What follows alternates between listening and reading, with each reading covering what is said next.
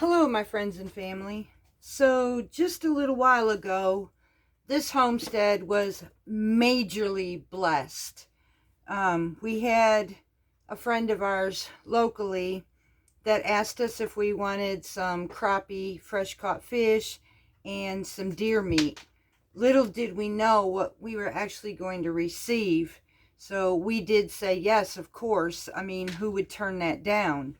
And again, we're on our pantry challenge, so this is going to help us, especially in natural meat that's freshly caught fish and grained, grass-fed deer. This is just amazing. So this is just single serving packages of ground burger. I am actually going to take this because our freezer space, we're getting some, but not enough for all of this. So I'm actually going to can this. And I've made the executive decision to take this video and teach you how to do that. So in the meantime, I'm unwrapping all of this ground frozen burger. I am going to use this Dutch pot and I'm going to cook it down. And at that point, I'm also going to take our beef broth that we canned fresh from grass-fed bone beef, and I'm going to use that as my broth in our burger. I will take you in the process on how to pressure can your own beef. Now this could be hamburger, this could be deer meat. This happens to just be deer meat, but both of them will work the same way.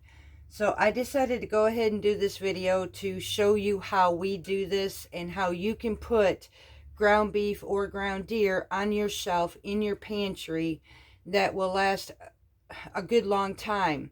And it's why would we actually can our meat like this? For two reasons. One, should we lose power and we're not sure, when your power's going to come back or whatever, it's a good stable way of having meat. It's still fresh, but it's home canned. Another good thing is just like us, when your freezer space is low, the texture on it, there's mixed conceptions of what it tastes like and all of this. And if you've ever had a hamburger, even from store-bought in a can, although that's different too, this is real meat. The texture is a lot softer. It does taste slightly different, but not into an unappealing taste. You can use this to make taco meat out of, spaghetti meat.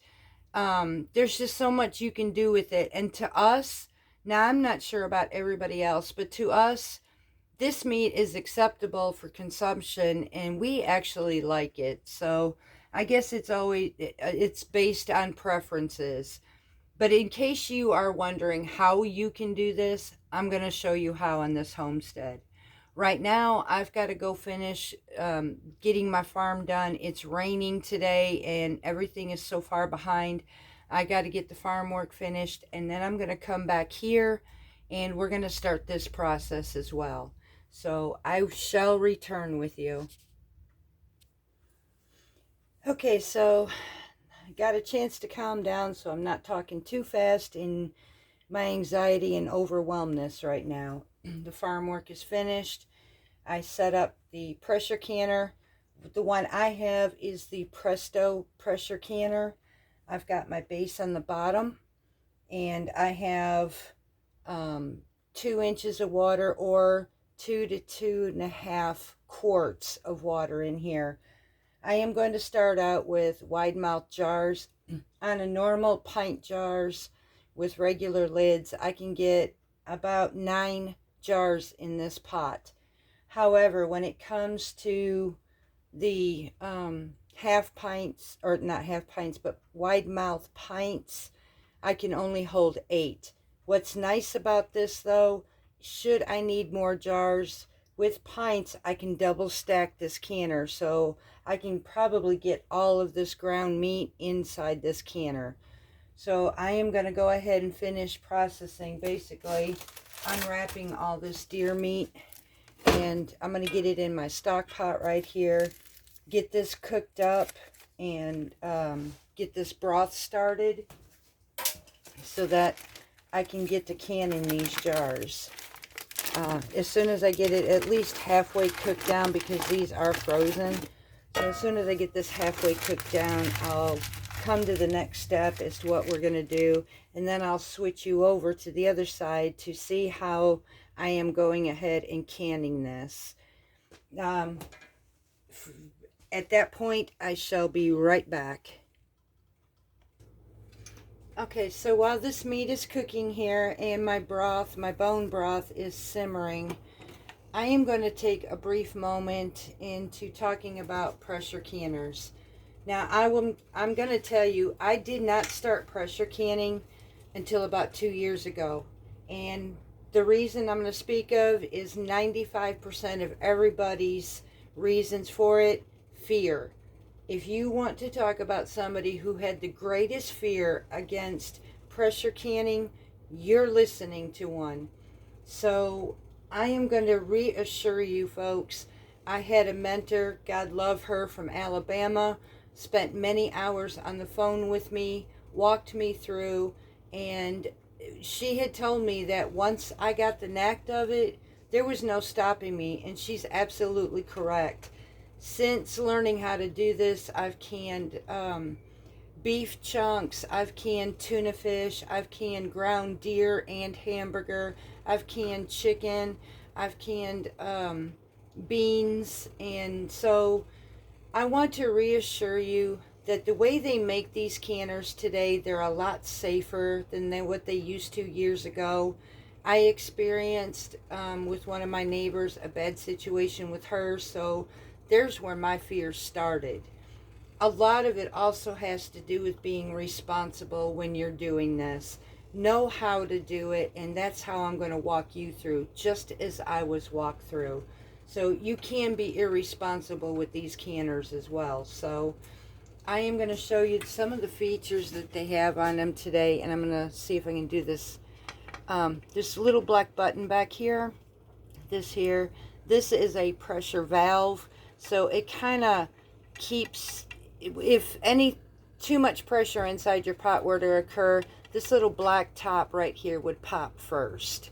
So always make sure in every canning session that this little nozzle right here, which is where your pressure valve goes. Now mine is a dial gauge, so I just use the stopper on mine. I don't have the weights. I prefer, to me, that's a matter of opinion, I prefer the dial gauge versus the weights because I'm familiar with this. It's easier for me to understand, and I'm not knocking anybody who can do the weights. I kind of wish I could, but I'm going to stick with what I'm comfortable with. So the gauge is the one I do. Now, I did go to my extension office this year because I like to have mine checked at least every once a year. So I had the extension office check the pressure on this gauge. If it was slightly off, I'd be replacing this gauge. I do want to replace the seal in here, so that is next. And it's nice to take the bottom and replace these seals as well. So these are the things I'm learning. I did find out I've taken very good care of this gauge. I wrap it up after every session, clean it up, and I put it in a box. And that's how I store this. I baby this gauge. So I'm good to go for another year. They were actually impressed. So the other thing you want to make sure is that this stopper right here that's popping up and down, this one here is loose and there's nothing soiled in it. You want to be able to clean your canner after every session. The seal on here, make sure that after you wash it, you lightly, and it doesn't need a heavy coat, you just want to lightly grease your seal, and that's to prevent it from cracking on you. So to me, again, there are two types. This here is the Presto canner. I believe it's the 23 quart canner.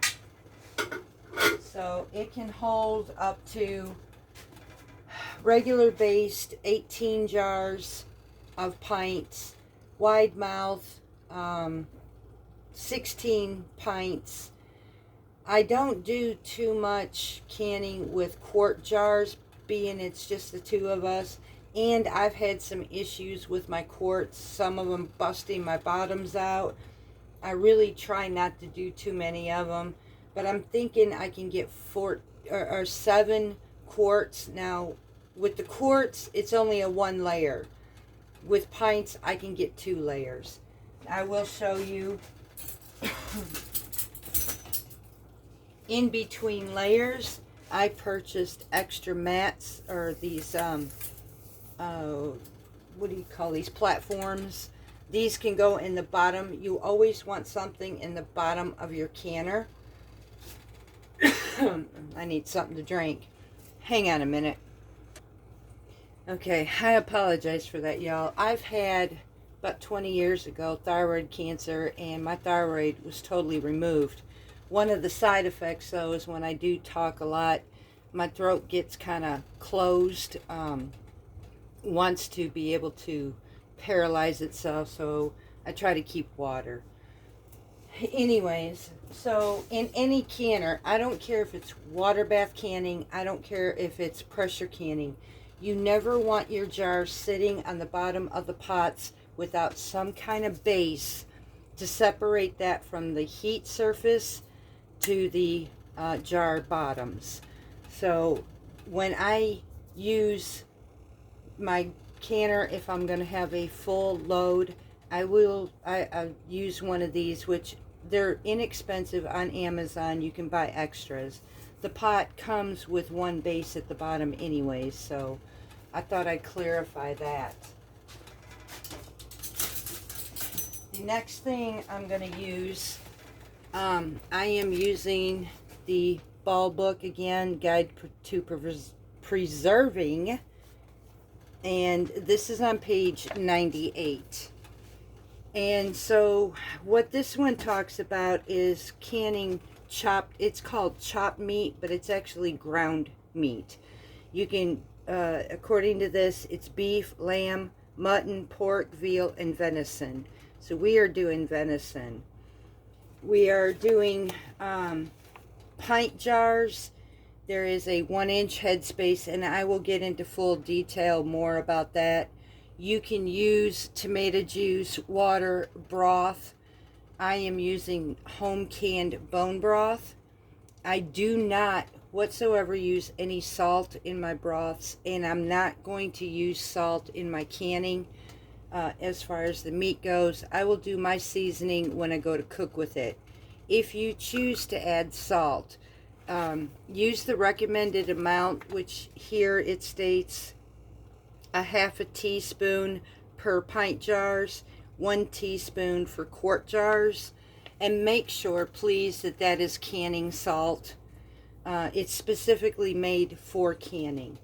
I'm hoping that I'm covering everything about pressure canning to try to make this more comfortable and relaxing for you, and I will walk you through the steps.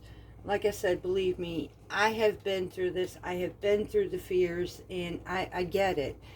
I'll give you a slight little funny about it. When I first started, I can't remember what it did. It took me a couple years just to do green beans, but I think it was my first thing of chicken that my mentor walked me through. God love that woman. She put up with me a lot. But my first canning session, I decided to go ahead and do, no, I take that back. It was my first can of doing dried beans. And so when I put my canner, I filled it up and it went to turn it on. I kid you not, I was standing 4 foot away from my stove while this thing was cooking, briefly walking up to the meter, watching it very carefully, and walking back.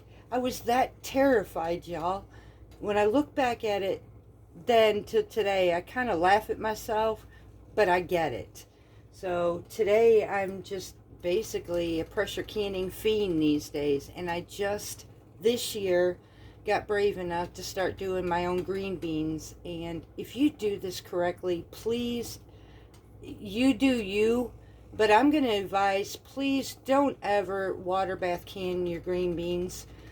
You need to pressure can them. And honestly, we have good firm beans. They're not crispy or nothing. They're good firm. They're not mushy. They actually taste amazing. So I am actually going to do that again this next season. But I'm hoping I'm calming some of your fears with pressure canning. And again, I will walk you through step by step after I get all of this taken care of and prepared and prepped for you, just to make it easier, folks. I don't want anybody afraid. And honestly, if you can get past that fear, there is so much you can do for you and your family. Where water bath canning is limited, this will take you to so many levels that you can prepare for your family if you choose to. So I'm going to finish preparing up this meat, this broth, and getting my jars nice and hot, and I will be back when it comes time to canning these up. This stuff does take time to heat up and cook up, so in the meantime, I'm down to the meat's already cooked. It's staying hot in this pot, and I'm now currently bringing my broth up to boil. I am also going to be doing a small batch, but an upcoming video. My husband, James, is currently smoking a brisket. So we had the fat trimmings from it, and I saved the trimmings. You can actually save these, freeze them up until you get a good enough batch. But what most don't know, and some of you may know, is I turned this into what's called tallow. Tallow is a type of fat that we can use in our cooking for searing our meat or adding flavor to meats. You can use this as a moisturizer on your skin. Tallow has so many major benefits: omega-3s, vitamins, minerals. This is the best thing you can have. Another thing you can save too, when you do pork butt, actually save the fats off of it to make your own lard. Now, lard, there's a question, is that health-wise, is that even smart to use? When you use rendered fat from meat compared to Crisco at the grocery store, you're going to come out 100% better using the lard from rendered pork fat. Or you can also use beef tallow. You can actually fry in this. It has a smoke point of 420 degrees. So when it comes to down health-wise, your own rendered, whether it be tallow or lard from pork fat, it is healthier. It still has its benefits. I understand that. But it also has its benefits. So I would personally rather render my own fat than to buy anything from the grocery store. I have a small batch, so I will be doing a video on how to render this down and what it looks like in the end and how to use it. It's actually amazing stuff. I just started doing tallow this year. I've always wanted to try it. So I actually got the point I did do it. So I will show you how to do this in an upcoming video as well. In the meantime, I've got it stored up and saved just so I can do that with you. Just to show you exactly how much of all that deer meat that we got, and that actually were labeled burgers, we ground it up, we cooked it up, and I just got it just to the point where the pink had left. Some people do it less than that. I prefer to do it this way, even though it's going to process for an hour and 15 minutes still. So, but we got quite a bit here, y'all, and I'm super excited because this is one thing on our shelf we have not had yet. So, and we were waiting up until my husband had an accident. We were going to hope to get a deer this year, so we're blessed, and I'm going to take what I can get. So this is what we're going to be starting with. I'm actually really excited. So we're just about ready. My broth is on timer at the moment for the 5-minute processing for boiling, and we could start to can. Okay, so the broth finally came to a boil, so now we are ready to start canning this.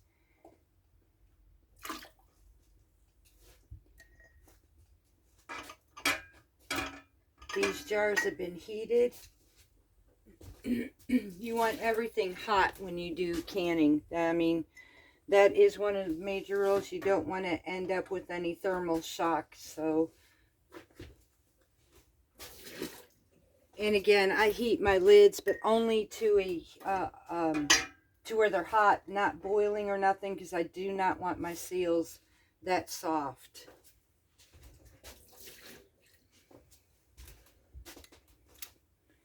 We're going to start out with 4 jars at a time.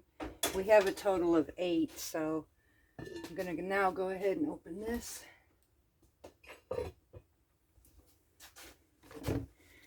I always use my funnel.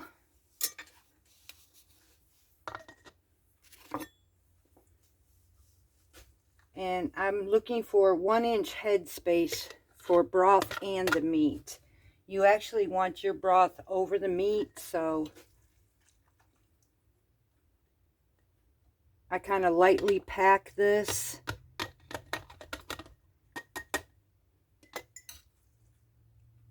I don't want it too tight because I need to air bubble it out too. So I want to make sure that I have enough room, but yet enough meat for a meal.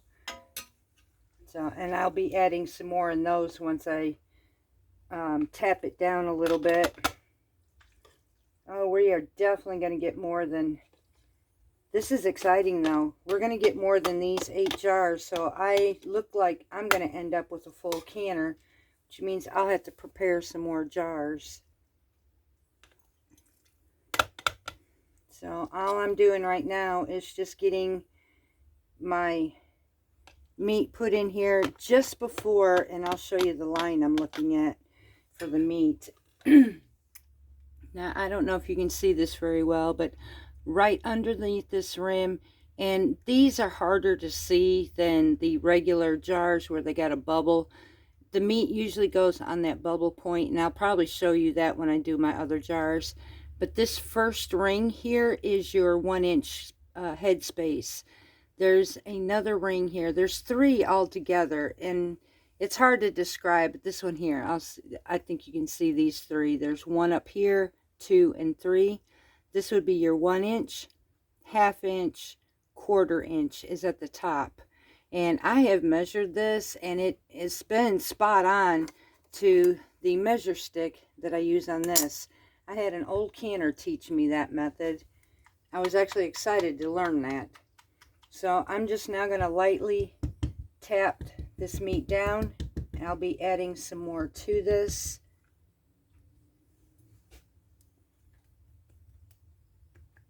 It's compacting it some, but not to a point where it's super compacted where I can't get in there and debubble it. Now we'll go ahead and fill in some more meat. Again, just to my 1-inch point.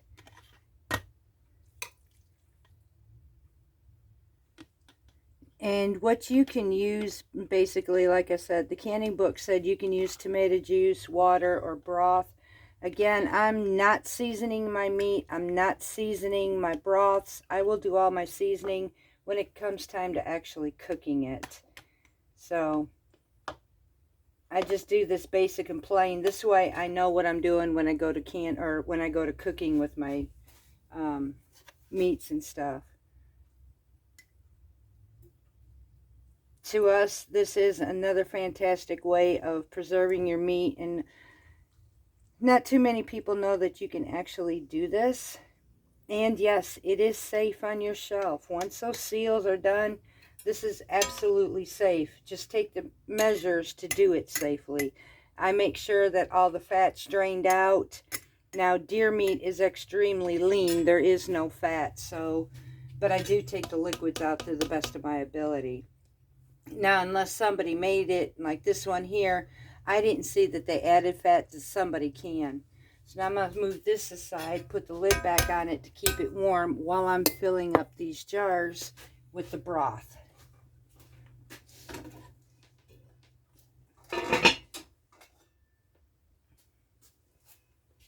I chose our bone broth for this.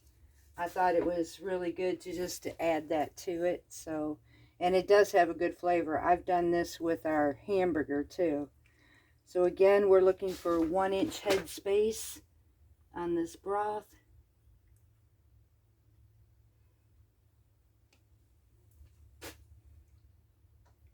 And if I end up finding I have too much meat, I can always pull some out.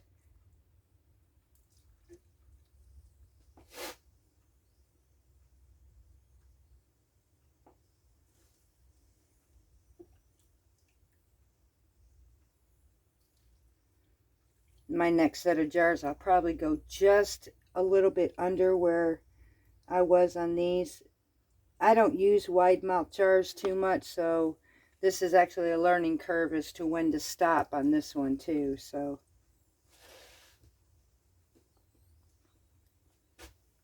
I'm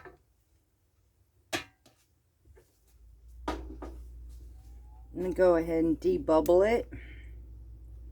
Make sure all the air bubbles are out of this. This, in any of these processes, whether it's meat, vegetables, jams, jellies, this same process is the same thing over and over. You just fill your jars to the recommended headspace according to your recipe, debubble it, clean your rims, seal your lids finger tight, and then add it to your canner. What becomes the difference is how it is canned, and that's, I've done a water bath, so I decided to go ahead and do a pressure canning. And so now I'm actually going to take some of this meat back out because there is a bit too much, even though I have to add more broth. I like to keep my broth over the meat and not actually, I like to have it covered, so that one might work for that. But this one here, it's got just a tad bit too much, so.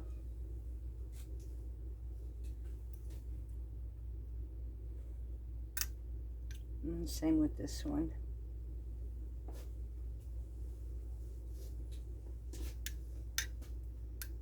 Now I'll top off my jars. I will double check the head space on them.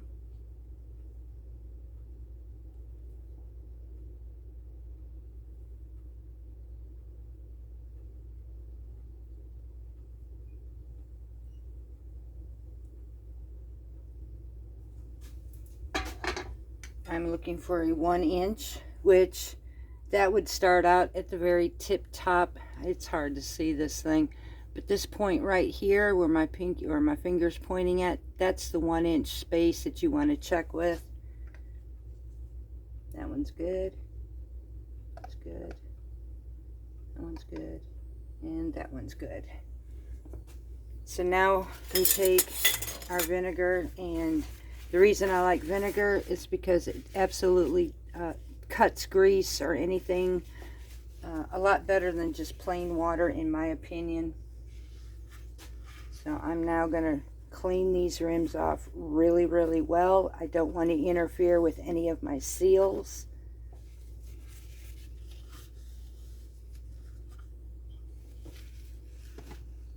Especially when it comes to meat. Every once in a blue moon, I have had one jar that wouldn't seal, so I would actually, once it cooled off, I stuck it in the refrigerator and used it the next night. So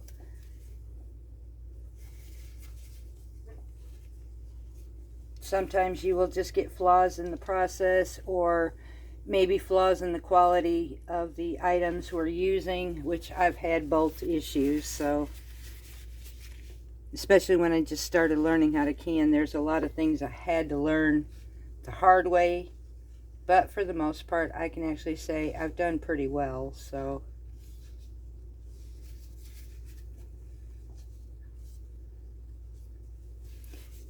now we got our rims cleaned off.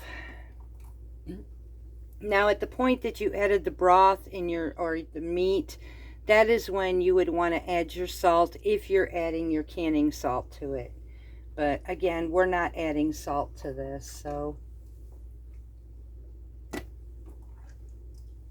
take our lids, place them center on top.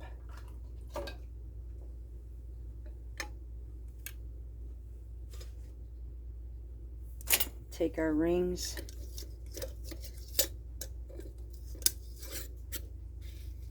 Finger tight.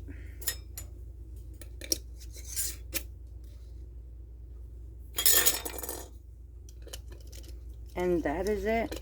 Again, I'm going to go ahead and finish off the rest of these and see what more I'm going to have at this point, and we'll let you know if we're actually going to get a full canner, or at least a partially full canner. So now these go inside the canner, ready to be processed, and then we fill up the rest of them. But this is what we're canning here today. I mean, it's amazing. Before I started doing anything homesteading, I didn't even know that we could can our own meat. I know I saw it at the grocery store, but I didn't know we can do our own. So this was intriguing to me. So I'm going to go ahead and finish the rest of this, and I will be back once this thing is full. So it looks like I am going to get a second layer to this. So this is how I do it, is I'll take this plate like I showed you, and I'll just directly put it on top of my other jars, that these jars will have a resting place on top. And that's what people talk about, a full canner. Now, if I were to actually technically get a full, complete canner, I would have the whole bottom and then the whole top done. But I'm going to at least get a half a canner full, so, or just a little over a half. So I'm going to go ahead and finish these. Now, these were the jars that I told you had the bubble edges. Right about this point at that bubble edge, I'm trying to show you here. Right about that bubbled edge is where I want the meat base to be on these. So these are easier to detect. So I'm almost finished. I'm going to fill these up, and then we're going to get this canner started. So we got a total of 8 wide mouth pint jars and 2 regular mouth jars. So that's 10 jars, 10 pints of hamburger meat, or not hamburger, but deer. I am super stoked. This is a good canning day, and it's an awesome way to teach you a few things. So I'm going to set you back up and get to the point of describing what's going to happen next. Okay, so the next thing we do is we're going to need to bring this up to where it becomes to a full steam.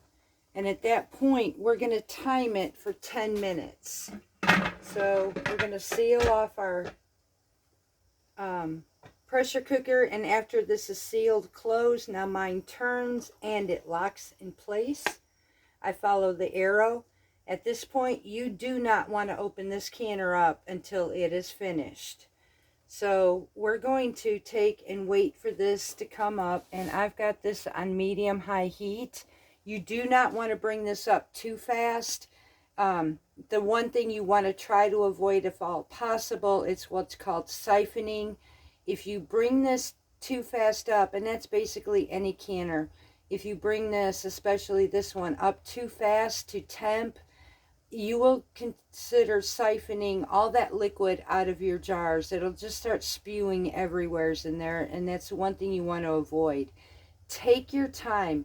Canning can take all day long, and I totally get that. But when you look at your pantry and the end of it, it is worth it. It is worth every bit of time that you're putting into this. So I will show you at the point where it starts coming up to steam through the steam vent, and at what point we're going to start timing this for 10 minutes before we put our stopper on top of it. At that point, that's when it'll start coming up to pressure. I will say too, now this meat did have some fat in it, and it's okay. You're going to find, even with hamburger, unless you totally rinse it underwater, and still, I've done either one, you don't want to really rinse all that flavor out of it. Straining it is absolutely fine. If you end up with a small amount of fat in your jars, I'm going to tell you, it is not ruined. As long as you don't have 2 inches of fat, to me, that would concern me, but others, it doesn't seem to have concerned them either. But I like the least amount of fat I can get without washing away my flavor. So this may still have a small ring of fat in it, but I'm okay with that. I have had my hamburger, I've had some that I've opened up and it was a year old and it tasted just as fresh as I cooked it. So with deer meat, there isn't a whole lot of fat in it anyways. Now, it seems that this one might have been added just a little bit, or there was some fat within the deer meat, but it's not enough to be an alarming rate. So I just thought I'd bring that up just in case you might find this and then not wonder what has gone wrong. So I will bring you up to point once the steam vent comes up and bring you back. Okay, so this is the steady stream that I was talking about and getting ready for. At this point, this is when we want to set our timer for 10 minutes. And that's when we'll be, after the 10 minutes is up, we'll want to be able to put that stopper on. Now, at this point, within those 10 minutes, this button should come up. I've had it at times, though, not come up until I put the stopper on, too. So mine is getting pretty old. I've been doing this and I'm using it more and more than I used to. Sometimes it'll come up beforehand, sometimes it won't. So I'm going to set my timer for 10 minutes at this point, and then we'll put the stopper on it afterwards. So after this 10 minutes are up, we're going to go ahead and I'll bring you right back to put the stopper on it.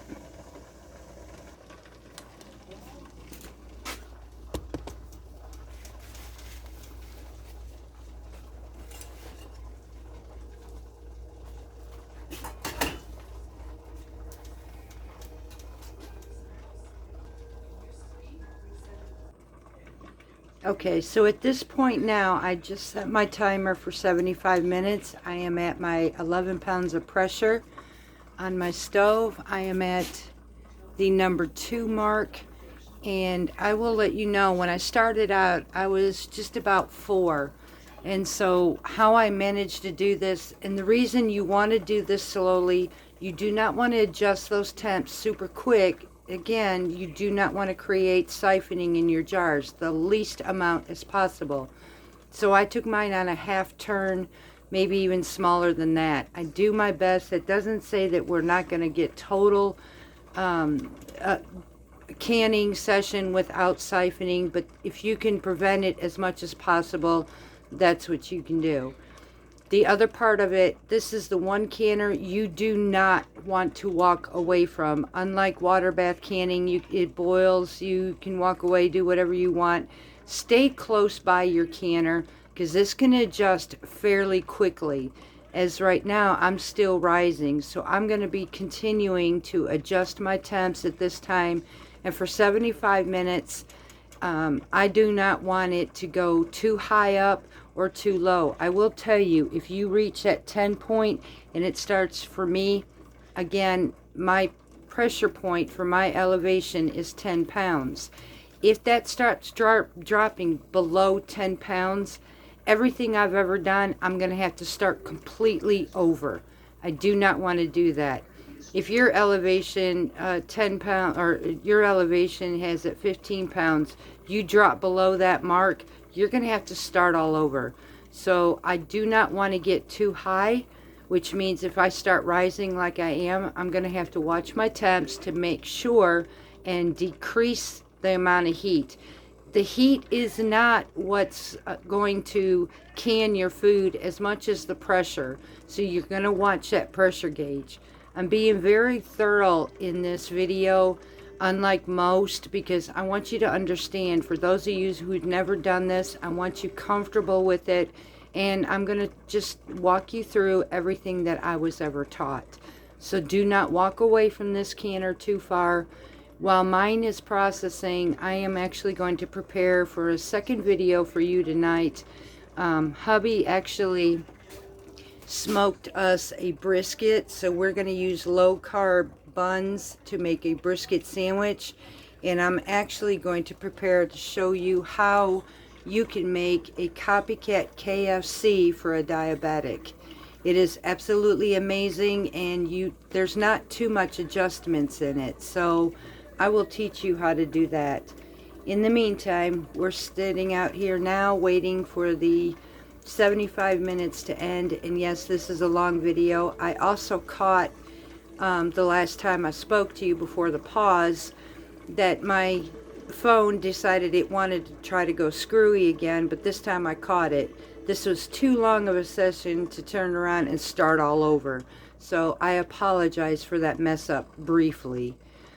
So I will be back. In the meantime, I'm going to prep for my second video for you tonight, and I'm thinking about doing some low-carb onion rings as well. They're interesting, they're flavorful, and I will go ahead and probably mix the two together for you.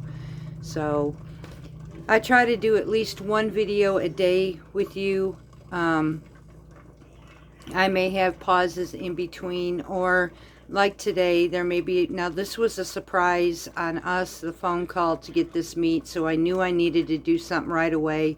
So therefore, that's the reason why we have two for tonight. So I'm going to watch this, and I'm probably fixing to drop my temps just slightly because it's getting too uncomfortable for me. As long as it doesn't get any higher than 12, I'm good. But I'm watching it climb. So I'm actually, while we're doing this, I'm going to show you, I'm just going to briefly lower my heat and watch my temp. You just want to continually do this for the whole entire time of this pressure canning. Yes, it's like babysitting it, you have to, but I'm telling you again, this is really worth doing this for yourself and for your family. There's a lot of things you cannot water bath, and this will give you a whole bigger variety for your families, for emergency cases, or in cases like us where you get blessed, you don't know what to do with all the meat. These give you options to be able to store for your family and be able to cut cost at the same time. So I'm going to pause this again. I'm going to prepare for my next video, and once this is done, I will show you what our next step is. The joys from most pressure canners is that alarm going off. So now at this point, all we do is turn the eye off on our stove, and we allow this to come down to pressure. We do not remove anything. We do not touch this canner. We allow it to come all the way down to 0 and wait till this valve completely drops. After this drops, we'll wait. I usually wait about 5 to 10 minutes, and then I will remove that part there. And at this point, I will come back with you and show you what I do. Again, I try to do the best I can to keep from siphoning happen. So at this point, we're done. The long wait is over, and we just wait till it comes back down from pressure, and we do not touch this. You're free to go do whatever you've wanted to do without having to babysit this thing. I'm just going to continue to keep prepping for our next video. Okay, so at this point, our pressure gauge came all the way down to 0. The pressure valve just dropped. I am going to set the timer for 10 minutes, and I will be back after that. Okay, so at this point, our 10-minute timer has just gone off.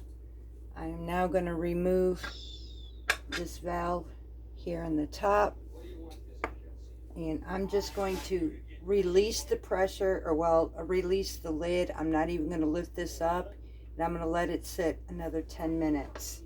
It's kind of cool in the house, so I don't want to create enough where it's going to start siphoning everything out at this point. I'm just letting it rest and letting it come down to where I can pull them off. So I'm going to restart this timer for another 10 minutes. And then at this point, I'll be back for the final process of this canning session. I thank you for waiting this long with me. And as soon as this is done, we'll pull out the jars and we'll start setting them up to be able to sit for overnight, or at least 12 hours. So we will be right back for that final step. Okay, so our 10-minute timer had just gone off. So at this point, I'm going to gently lift up my canner, move it away from it. Now, while this was sitting here, I could literally hear the jars popping, the lids popping. So I'm going to set this aside and I'll be right back.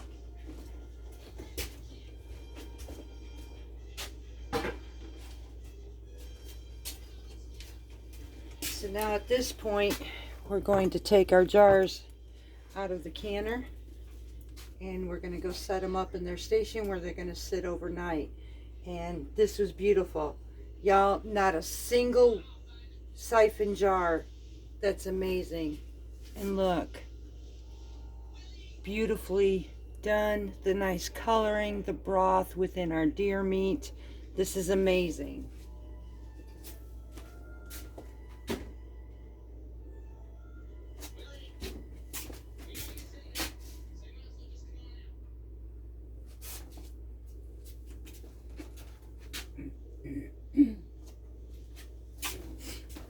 That was the top layer, and now I'm going to go do this second layer.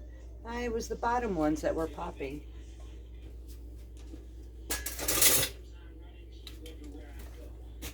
I am so loving the fact that I took my time doing this, and I know this is a long video, and there's a lot of canning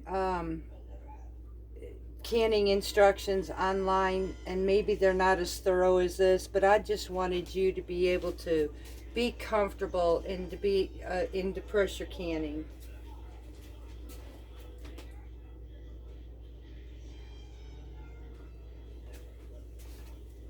I know there's a lot of people intimidated by this, and I was one of them. So I just decided to go ahead and make this out for you and be able to put you at ease and maybe convince you to do this yourself.